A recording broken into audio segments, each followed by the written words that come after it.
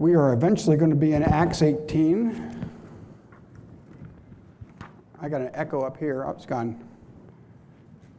I've enjoyed Sunday school the last couple of weeks.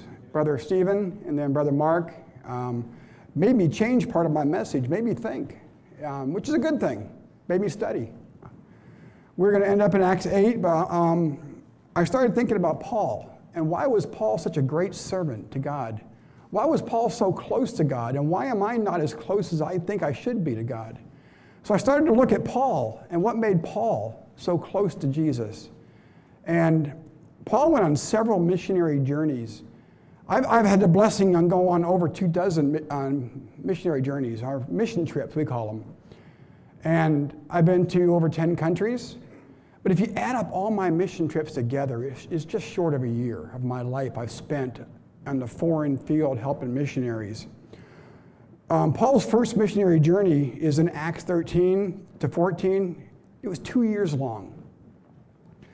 It was 45 to 47 AD approximately, and he traveled 1,235 miles.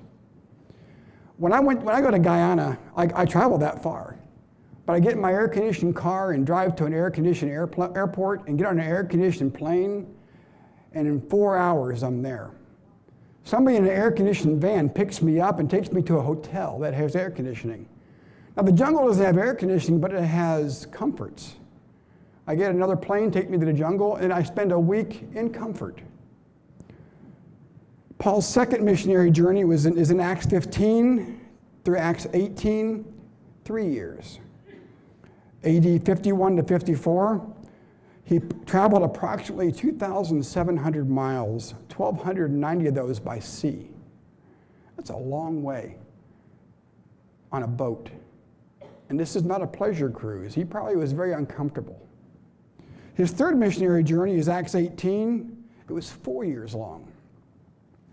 AD 54 to 58, he traveled approximately 2,515 miles, 1,190 by sea. Now the rest of the miles he traveled, he probably walked a lot of that. Or was on a donkey, or on the back of a cart. It wasn't comfortable. So it was a total of 6,450 miles, 2,480 by sea and 3,970 by land. I like numbers, and I thought this was interesting. From New York to LA is 2,792 miles. So he made that trip there and back 2.5 times. But he didn't go on an airplane. He walked, he rode, he was uncomfortable, he went in the rain, he went in the cold, he got robbed, you read Acts, he got stoned. He was uncomfortable. But the thing that really struck me is he was alone a lot with God. He had a lot of time by himself with Jesus. I get to Guyana in 6 hours. I don't have a lot of time to spend in meditation in those 6 hours. I'm checking in, I'm going through security, I'm got an airplane, I take a nap, I get to Guyana. Paul was close to God because he had time to be with God.